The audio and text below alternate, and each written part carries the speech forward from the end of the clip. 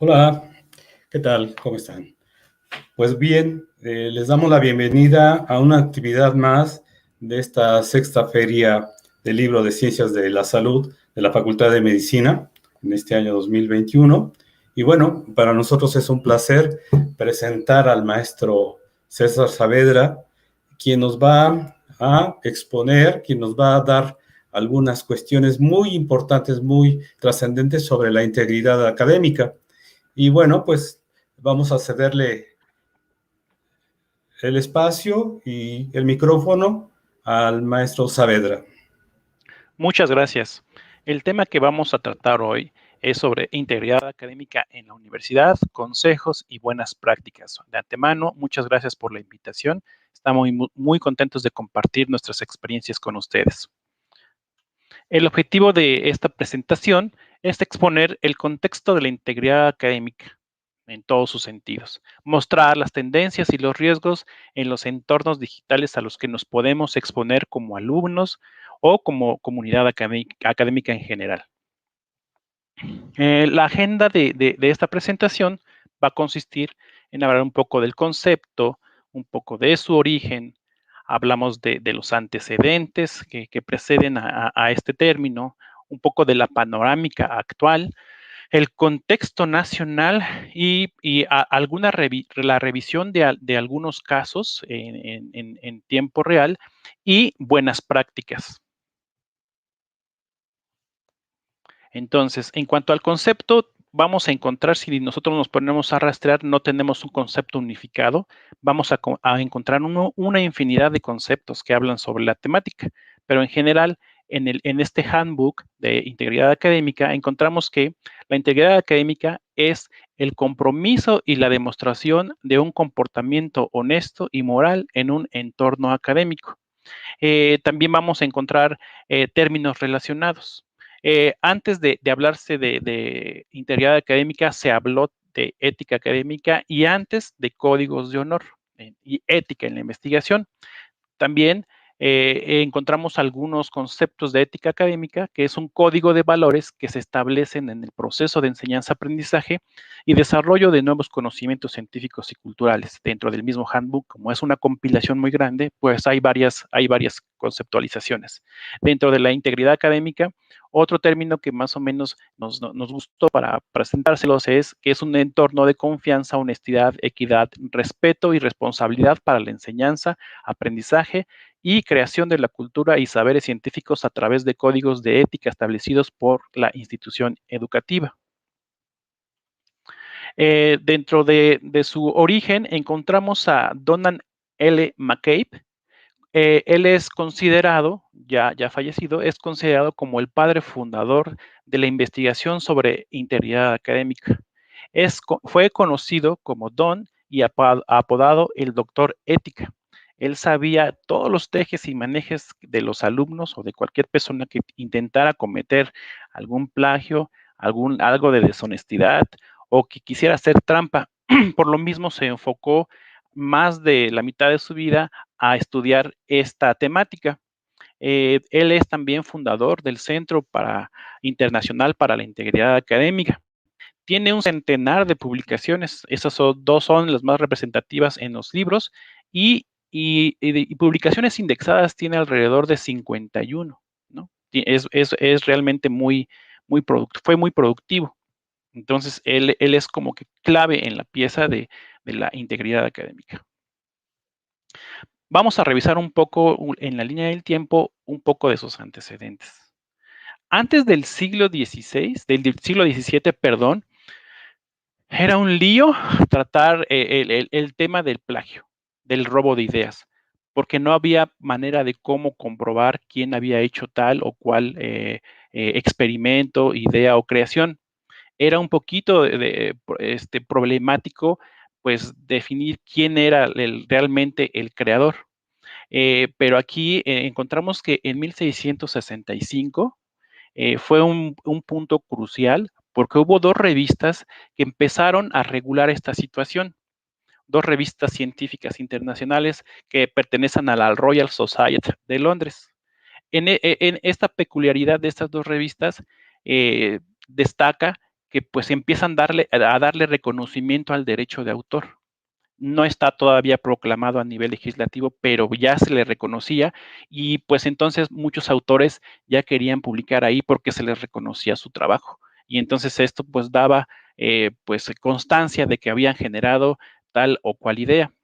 En el siglo XVIII, ahí por 1710, ya se legisla en esta ley en el occidente, y en el siglo XVIII se empiezan ya a generar las investigaciones que hablan sobre ética en la investigación, deshonestidad, y bueno, el crecimiento de toda lo que son las publicaciones dio como origen ya en el siglo XX de manera formal de la creación de grandes comités, organismos y centros de investigación que dieron lugar, pues, para hacer un estudio concienzudo de toda esta temática, porque se volvió realmente una problemática muy, pero muy fuerte, debido a que, pues, empezó a crecer el proceso de deshonestidad académica. Para ello, tenemos ciertos organismos de los más representativos, como el International Center for Academic Integrity, y la Oficina de Integridad Académica en la Investigación. Ellos, pues, se ocupan a nivel internacional de generar eventos, conferencias, programas, intercambios de investigación acerca de todo lo que tenga que ver con la ética académica o con la integridad académica. Ese sería como que un primer nivel. Después, tenemos también otro segundo nivel, donde la mayoría de las instituciones, desafortunadamente en Estados Unidos, encontramos que muchas de las instituciones, la gran mayoría de las universidades, tienen centros o departamentos que hablan de integridad académica y que refuerzan, pues, el proceso ético académico de los estudiantes y de los profesores. También en un tercer sector encontramos el sector empresarial, donde hay diversas empresas que regulan esta situación, que incluso a nivel informático, pues hacen intervenciones con softwares que detectan similitudes, y dependiendo ya con las evaluaciones a las que se lleguen, se puede detectar si es plagio o no es plagio. Entonces, hay tres niveles, ¿no? Ahora, vamos a poner un ejemplo, solo un ejemplo de las muchas universidades que existen en Estados Unidos. Esta Universidad de Minnesota tiene un cierto procedimiento que siguen a continuación para cuando se detecta, y además también vamos a encontrar que cada una de las universidades tiene su propia conceptualización de lo que es la ética de la investigación o la integridad académica. Ahí van a encontrar diferentes corrientes que hablan sobre ética y diferentes corrientes que hablan sobre integridad, ¿no? Entonces, esta universidad en particular tiene como concepto que la deshonestidad académica es una conducta académica prohibida que desacredita los logros de los estudiantes y empaña la reputación académica. Ya vamos a ver algunos ejemplos.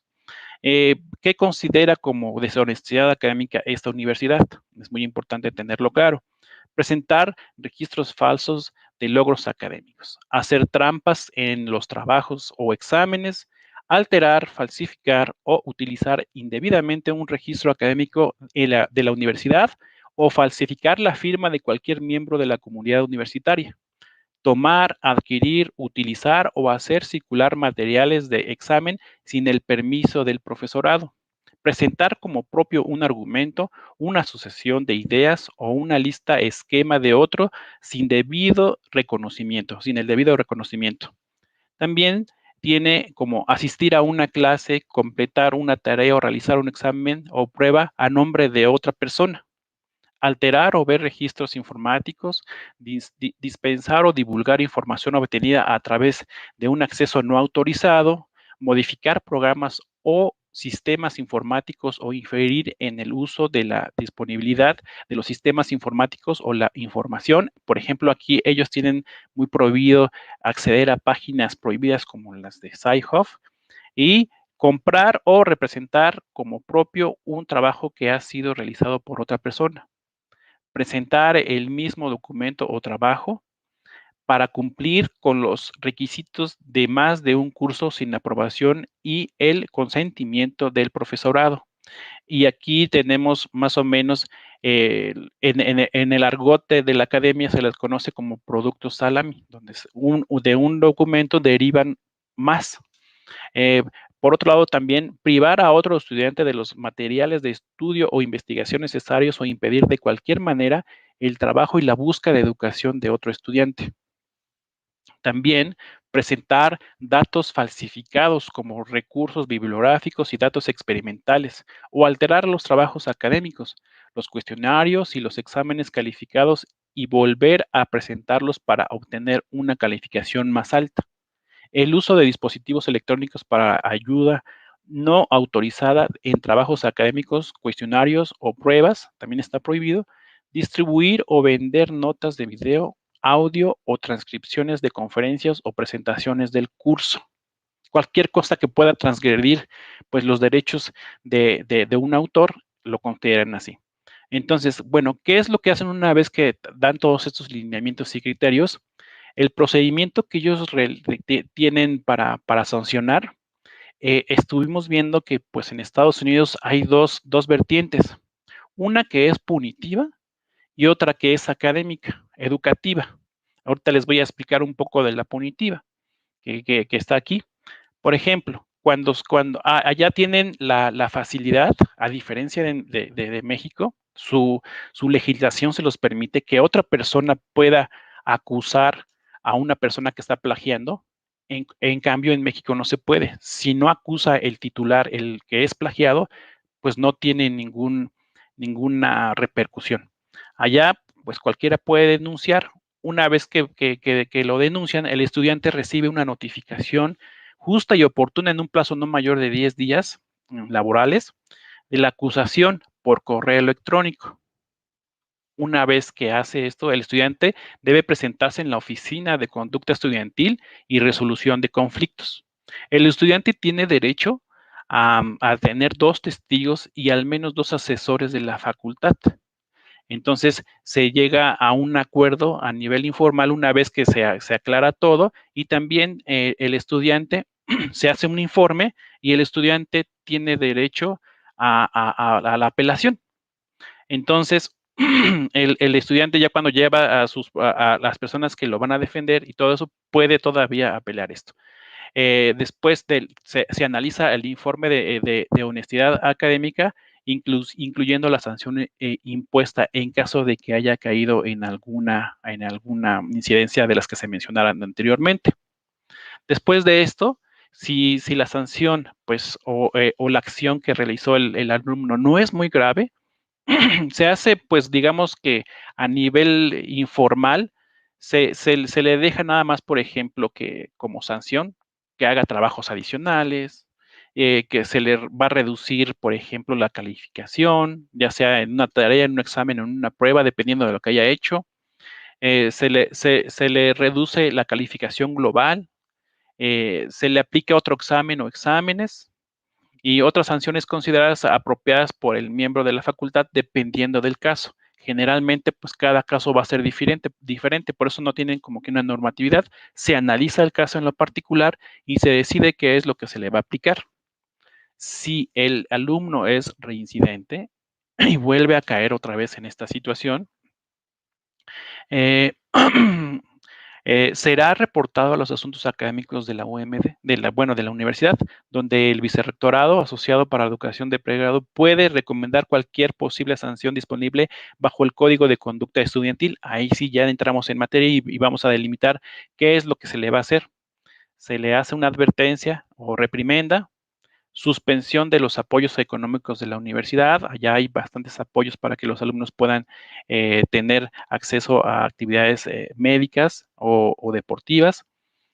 Suspensión de la universidad por un periodo de tiempo determinado o expulsión permanente de la universidad, dependiendo del caso si fue muy fuerte. Otras sanciones que el responsable de asuntos académicos considere apropiadas se pueden aplicar aunque no estén marcadas en esos lineamientos.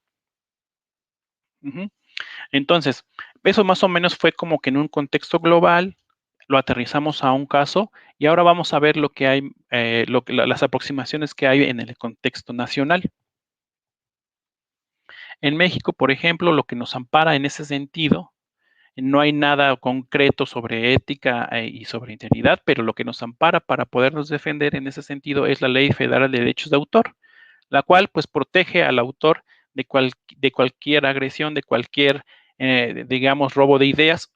Ahí están enmarcadas ciertas cláusulas.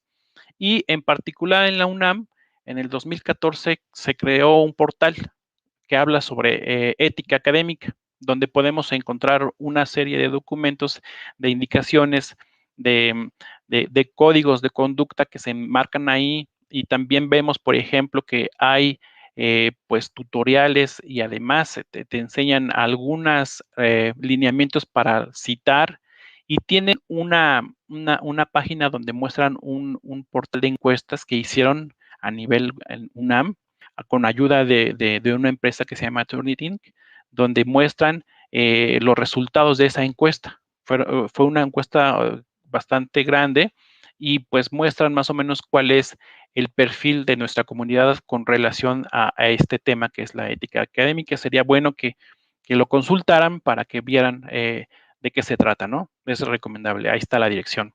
En el 2015, en la UNAM, se generó el Código de Ética de la Universidad Nacional Autónoma de México, donde ya en un apartado, solo en un apartado se menciona al respecto de la temática que nos interesa, lo que es la integridad y honestidad académica. No ahonda más, pero bueno, ya es un avance muy grande que tiene la UNAM para poder tocar esa temática. En el 2019 hay un acuerdo en el que se establecen los lineamientos para la integración, conformación y registro de comités de ética a nivel institucional. Eso también es un gran avance. Y derivado de eso, pues ya hay varias estancias, varias escuelas, varios institutos que pues tienen su propio comité de ética bajo esos lineamientos. Entonces sería también importante que checaran si su facultad tiene ya un comité de ética y que checaran los lineamientos para ver qué es lo que sigue.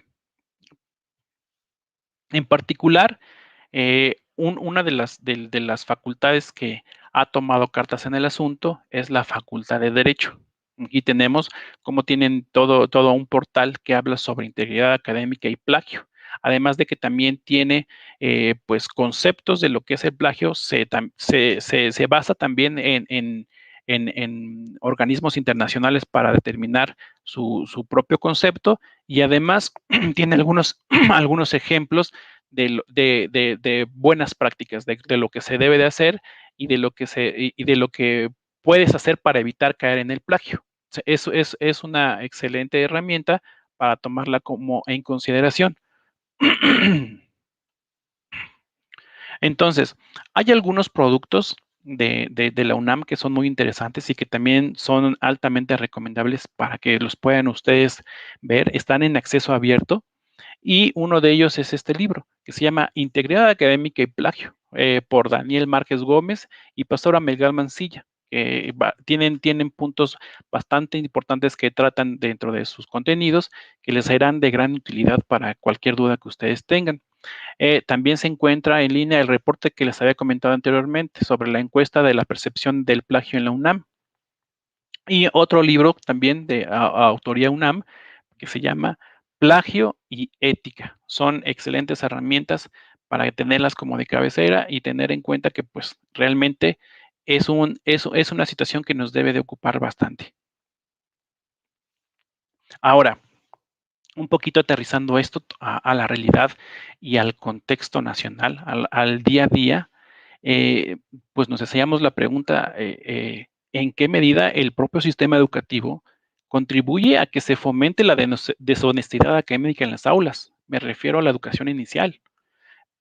Aquí ponemos un caso, va a parecer como si fuera un chiste, pero realmente es la realidad.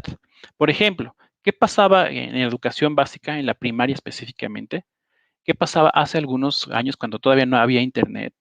En la formación básica, cuando nos dejaban alguna tarea, pues acto seguido nos íbamos a la recopilación bibliográfica, a buscar las fuentes necesarias para poder hacer la tarea.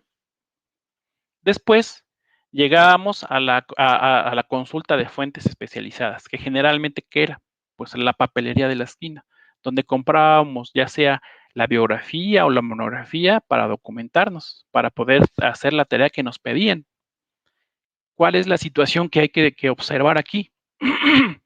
Que pues nosotros lo que hacíamos era un proceso de copiar y transcribir.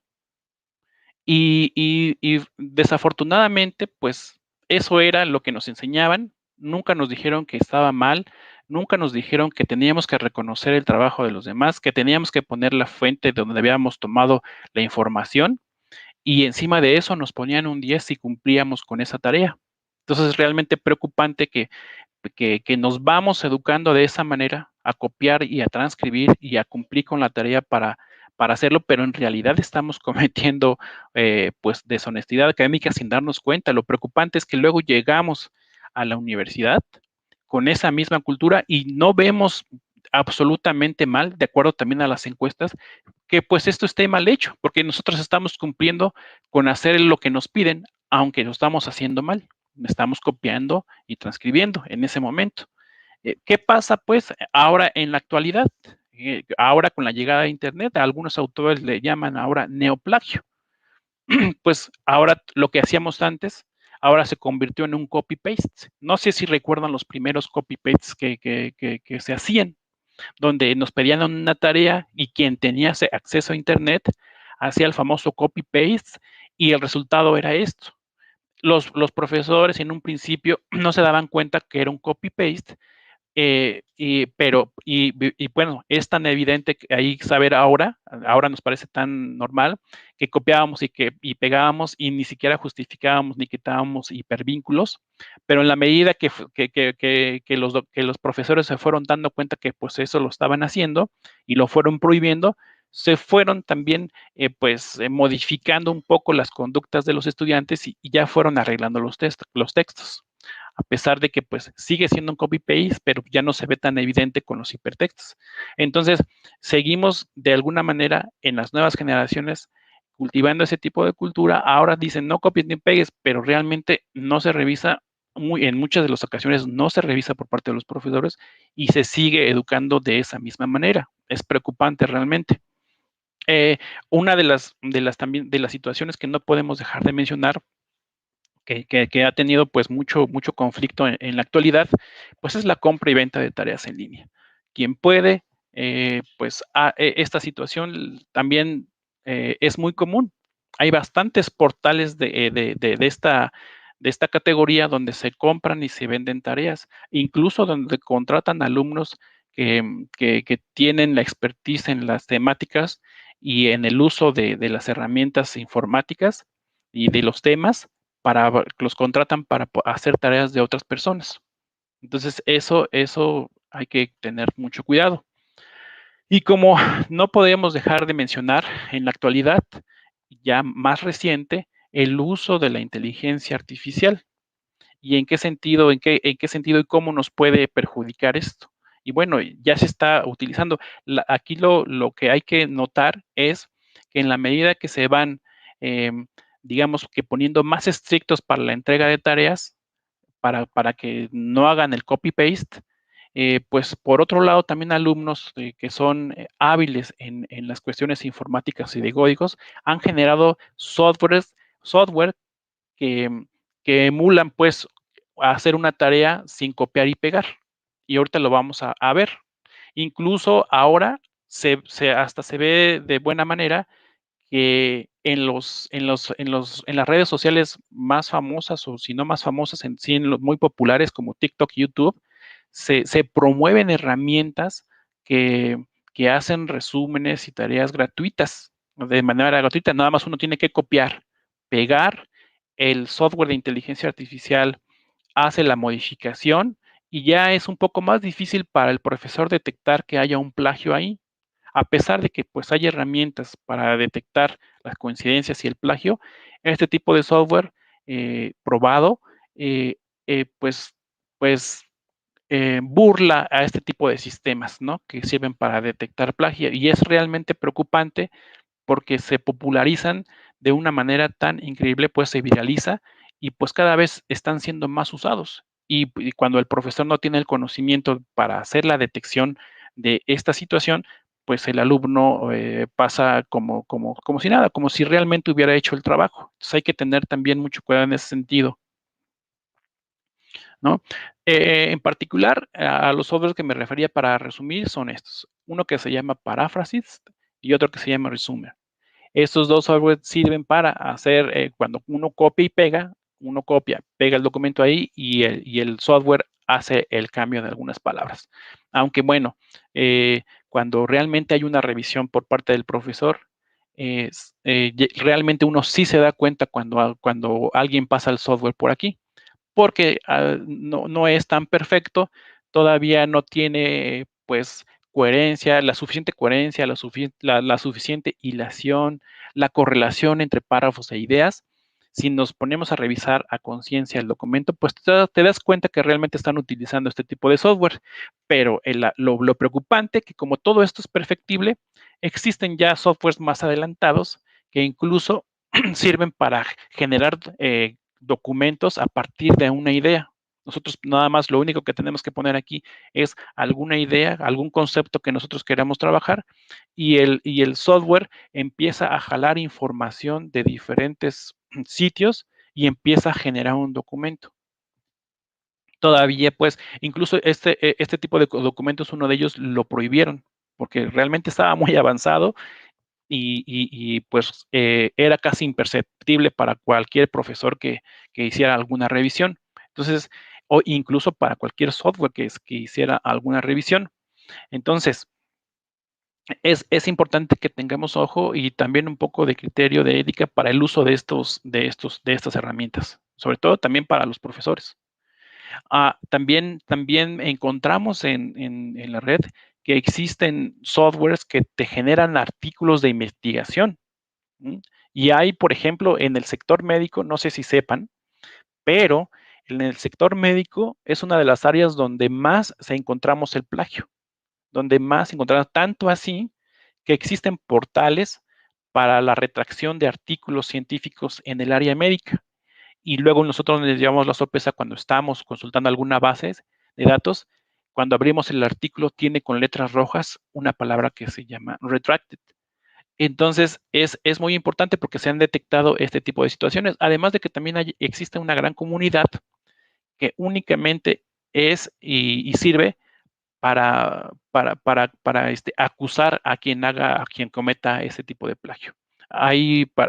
Con ello hay bastantes historias obscuras que se pueden contar, incluso cuando hay coautorías y generalmente en el área médica son coautorías múltiples, luego a veces tienen conflictos de intereses y cuando ya se publica el artículo, luego a veces hay ciertas denuncias anónimas para decir que pues alteraron los datos de las encuestas, alteraron los datos de investigación que se utilizaron para la creación de ciertos artículos, que modificaron de acuerdo a los intereses de ciertas farmacéuticas los datos. Entonces, es realmente muy preocupante toda esta situación y es importante que lo tengan ustedes en consideración, debido que, pues, a que realmente a nivel legal, pues, no hay mucha repercusión, pero realmente, pues, acaba con todo tu trayectoria académica, ¿no? A nivel moral. Entonces, sí es importante que tengamos un poco de conciencia en esto. Podemos mencionar también, pues, que en el Sistema Nacional de Investigadores ha habido casos de esta magnitud y por eso, pues, han sido sujetos los profesores que han cometido esta situación de ser expulsados, ¿no? Por quitarles ese rango. Hasta el momento no sé si realmente también lo expulsaron de la universidad, porque como a nivel legislativo tenemos, pues, todavía bastantes huecos y debilidades en materia de integridad académica, de plagio específicamente, pues entonces no hemos avanzado bastante como para determinar leyes que nos sancionen efectivamente como debía ser o como se hace en otros países, ¿no? Entonces, bueno, pues hay excepciones a la regla, ¿no? Como podemos notar aquí. También, pues puede dañar demasiado nuestra imagen. Sabemos todos este caso donde Enrique Peña Nieto, pues, plagió algunos párrafos de su tesis y después nada más argumentaba que se le olvidó poner las comillas y pues eso es realmente preocupante. Y muchos de los plagios que se cometen luego son involuntarios, o por faltas de técnicas de investigación, de uso de fichas bibliográficas, de no saber utilizar herramientas actuales para guardar y para sistematizar información. Entonces, a veces hay que tener como que mucho cuidado en ese sentido. Ahora, ¿qué podemos recomendar cuando van ahora ya se está exigiendo que todas las tesis que se generen por parte del CONACYT sean revisadas por software antiplagio, o que yo no me gusta llamarles antiplagio, sino más bien software con revisión de coincidencias, ¿no? Entonces, eh, ¿hay alguna recomendación? A veces luego nosotros tenemos la inquietud. A mí me han llegado bastantes alumnos a decirme, por ejemplo, a pesar de que ellos hicieron el documento, luego llegan y dicen, oye, ¿me lo puedes revisar? Porque no sé si se me olvidó algo. Y eso es bastante recurrente.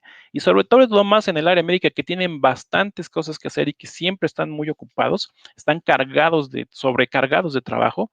Entonces, es importante que cuando ustedes vayan a elegir una herramienta para ver o revisar algún trabajo, tengan en cuenta que pues estos software tienen alcances y limitaciones. Hay algunos que son de acceso abierto, hay algunos que son de paga, hay algunos que tienen cobertura en la revisión muy limitada, hay algunos que son para trabajar en la web, y hay otros que son para trabajar en el escritorio, y hay incluso otros softwares en donde se puede interactuar con la plataforma para corregir, para llevar notas, para hacer las correcciones de estilística. Bueno, hay una gama que ustedes van a encontrar en la red, pero muy, muy grande. Entonces, algunos puntos que se pueden recomendar para que si ustedes llegan a utilizar un software de esta magnitud para revisar sus propios trabajos, es no hacer revisiones de documentos que no pertenezcan al titular o al asesor de la tesis. O sea, traten de que si ustedes van a hacer la revisión, pues si ustedes saben hacerlo, no hagan la de otras personas más, porque se pueden meter en algún problema. O si lo van a mandar a la biblioteca, pues que realmente sea una biblioteca que tenga, bueno, que conozca el software y que lo maneje de pies a cabeza para que no les vayan a hacer una interpretación errónea de su documento. Después, algo que tenemos que verificar también es la compatibilidad que permite el sistema, recomendando subir archivos de Word o PDF en reconocimiento de texto. Luego hay ciertos alumnos que saben de esta circunstancia y lo que hacen es a veces subir un documento pero con imagen, y así pues ya no lo detecta el sistema. Eso es también como que una pequeña trampa que luego llegan a hacer. También hay usuarios que hacen ciertas trampas cuando ya saben, cuando ya se vuelven un poquito más expertos, ponen comillas transparentes. El software tiene la capacidad y tiene una opción de omitir todas las citas que tengan comillas, porque quiere decir que pues esas pues están citadas, ¿no? Pero nosotros recomendamos no hacerlo y mejor mandar el documento sin esa opción, porque luego hay alumnos que copian y pegan, pero lo pone entrecomillado y el software reconoce que pues el alumno está citando, pero en realidad no. Entonces, es importante que ustedes vean esa situación. Evitar subir archivos escaneados, eso es muy típico. De no tener alternativas, se recomienda convertirlos a PDF con OCR, pero se debe tomar en cuenta que esto puede mermar un poco el análisis por el sistema, debido a que no va a ser la lectura tan correcta del documento. Esto es una labor que hacemos en Biblioteca Central, para pegar algún anuncio. Nosotros tenemos el acceso a los softwares, hacemos revisión de documentos y por eso hacemos estas recomendaciones. Puntos importantes que se deben de considerar al hacer la revisión es no tomar decisiones con base en el porcentaje sin antes haber hecho la revisión profunda del documento. Es muy típico que manden algún documento y que de repente salga 40% de coincidencia, y en ese momento pues satanizan al alumno. Y muchas veces hay personas que no saben utilizarlo, hacen esta revisión así de manera superficial y no saben realmente cuál es el porcentaje real del documento. No saben qué es lo que está citado, qué es lo que no está citado. Incluso hay hasta editores que ponen porcentajes. No sé con base en qué lo hagan, en qué medida, pero hay editoriales que ponen porcentajes para revisión de documentos antiplagio, y si exceden de ese porcentaje no son aceptados sus artículos. Pero no desconozco si hagan una revisión profunda del documento, además de meterlo al sistema. El sistema no hace el trabajo que va a hacer el ser humano, y se tiene que hacer una revisión profunda del documento a pesar de que salga un porcentaje determinado. Y esto lo vamos a ver ahorita porque tuvimos la oportunidad de hacer un pequeño sondeo de esta plataforma en particular que se llama Turnitin, y queremos mostrarles que existen diferentes criterios que tiene el sistema para poder hacer la revisión, y nosotros hacemos la recomendación de qué sí utilizar y qué no utilizar.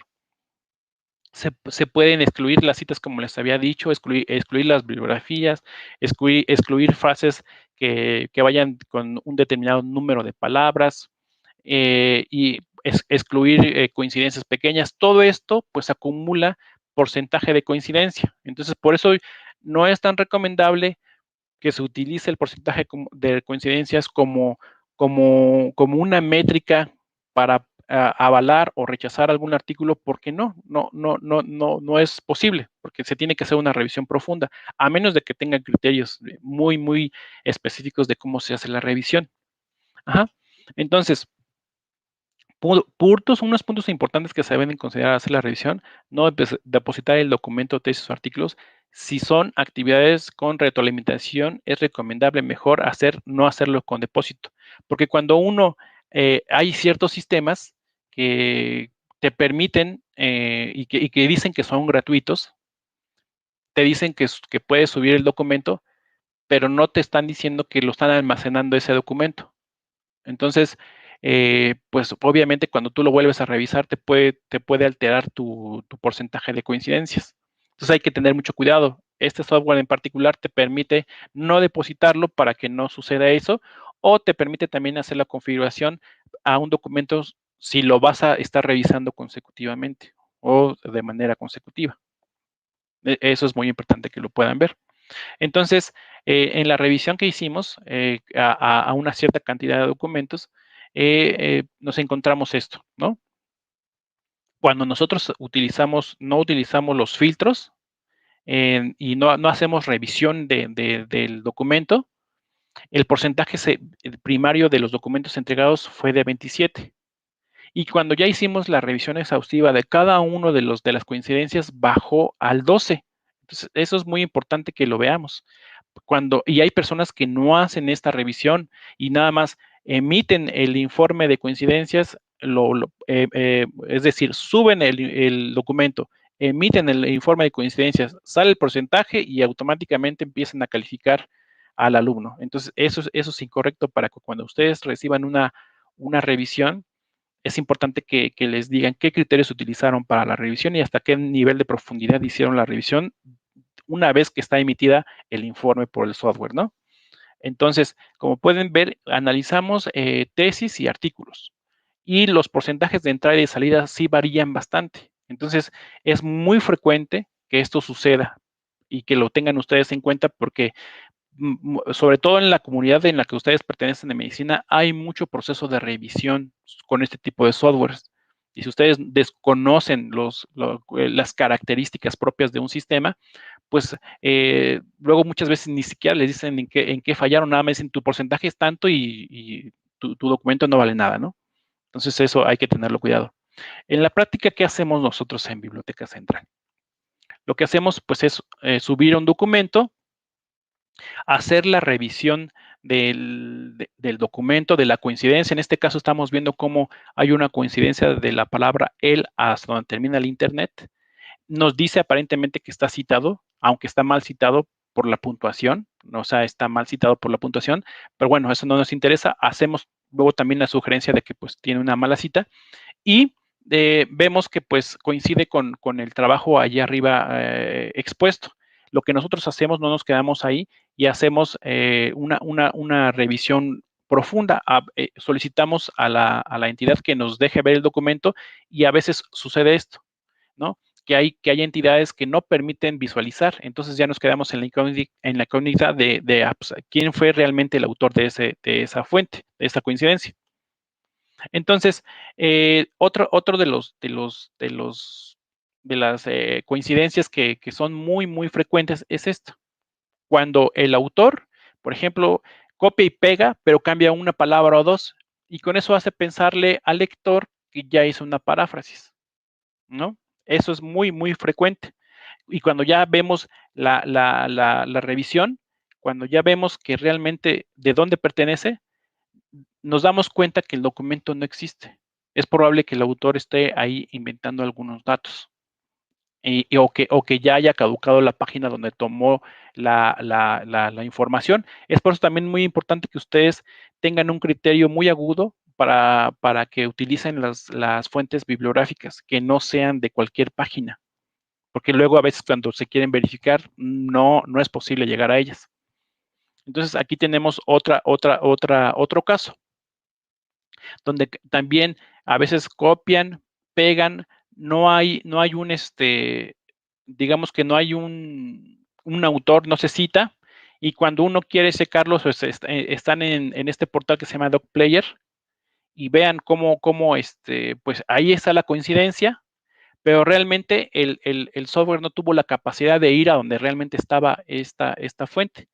Entonces, hay que ver ahí que también el sistema tiene una cierta lógica de búsqueda y tiene una cadena de búsqueda dentro de donde primero encuentre los primeros 10 documentos, ahí va a estar las coincidencias. Entonces, hay que ir verificando todo eso y tener mucho cuidado porque luego a veces el sistema no da con la fuente principal, sino con una secundaria. Los casos más frecuentes son estos. Cuando el autor hace un parafraseo falso, que empieza a copiar, pegar y a sustituir palabras por sinónimos. Eso es muy frecuente, muy frecuente. Y es de vital importancia que ustedes no lo hagan así, ¿no? Otro de los casos también muy frecuentes es cuando se inventan citas.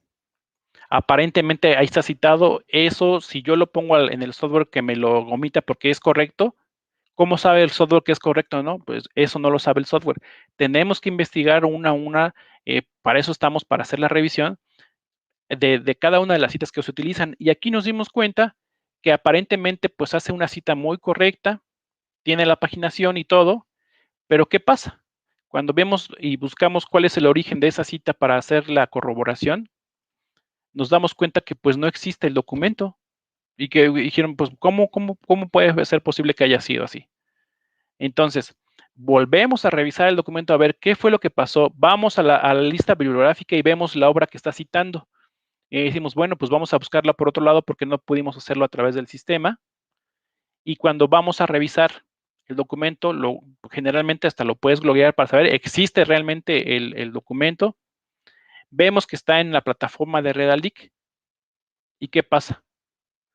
Pues sorpresa, que no coincide ni la página de lo que citó con el documento real. Ni siquiera existe esa cita. Entonces el autor ahí está inventando la cita. Es muy importante que vayamos viendo. Todo esto pues no se hace de manera inmediata, se tiene que llevar se lleva su tiempo, se tiene que dedicarle un tiempo concienzudo. Realmente el software te ayuda bastante a identificar algunos problemas graves, pero para hacer una revisión se tiene que hacer trabajo artesanal, se tiene que casi ir uno a uno para ir viendo qué es real y qué no es real. Encontramos que pues la cita no correspondía al documento que nos estaba refiriendo. No sé si fue un error de dedo, no sabemos si fue intencional o no, ahí ya no podemos llegar. Pero el reporte nos dice que ahí se inventó una cita o se equivocaron en una cita. Después encontramos también la suplantación de autores. Eso es también muy común. Empezamos a ver que existen portales donde se encuentra información, copian, pegan y después ponen a otro autor. E incluso inventan hasta la referencia. Y eso es bastante frecuente. Es importante que ustedes vayan viendo eso, porque en este tipo de softwares, si el que está revisando no tiene la capacidad, se le puede ir y puede pensar que el autor está haciendo lo correcto y en realidad no es así, ¿no? Ahora, para ya ir dándole cierre a esto, vamos a hablar un poco de buenas prácticas y lo que hacemos en la Biblioteca Central para un poco contrarrestar esto. Desafortunadamente, a nivel UNAM, no encontramos alguna iniciativa que dedique a hacer la práctica de la integridad académica.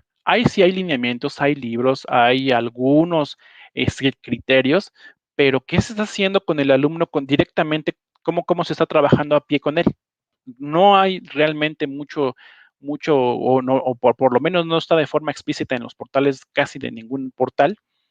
Y lo que estamos haciendo acá en la UNAM, pues es tratar de trabajar bajo esos lineamientos, pues tratar de ver que se sigan códigos de conducta, que se recomienda que pues haya políticas de integridad académica, comités de integridad académica incluso, además de los comités de ética, y que involucren a los alumnos. Ya hay universidades mexicanas, como por ejemplo la Anáhuac, que está integrando a los alumnos en comités de integridad académica y que eso pues es aplaudible.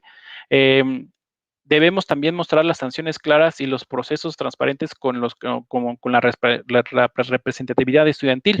Les decía hace un rato que había dos maneras de hacer sanciones. Una punitiva que realmente hasta te podían correr, y la otra trabajar, es una orientación que se está dando, que cuando se detecte eso, pues mandar al alumno a un centro de integridad académica y darle la capacitación correspondiente para que no lo vuelva a hacer, porque muchas veces el alumno no se está dando cuenta que realmente pues está plagiando. Ya para finalizar, en la Biblioteca Central tenemos esta línea de trabajo, donde se recomienda el uso de la biblioteca digital, los procesadores de texto, para que se lleven las notas y las anotaciones que realmente se están llevando a cabo, el uso de los gestores de referencia de manera correcta, previo con una capacitación de uso de estilos bibliográficos de manera manual, para que después puedan entender mejor los gestores de referencia a nivel digital.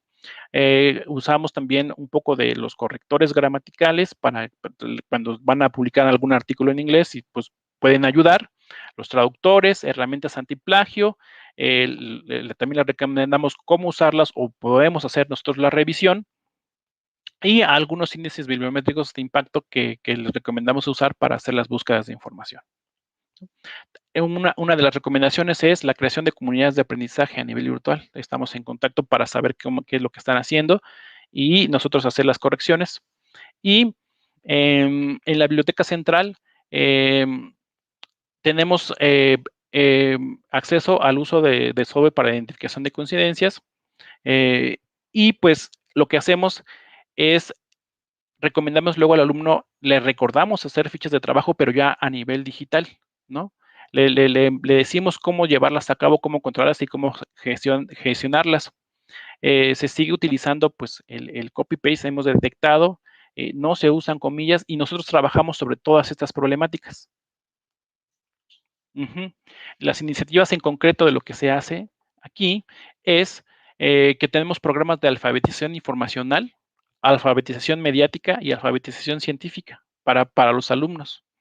Programas de tutorías personalizadas que ya vienen en puerta, cursos y talleres de uso adecuado de los estilos bibliográficos y cursos de lectura académica. Eso es lo que, por ejemplo, nosotros estamos poniendo en nuestro granito de arena para poder subsanar un poco este tipo de comportamiento. Por mi parte, es todo y agradezco mucho su atención.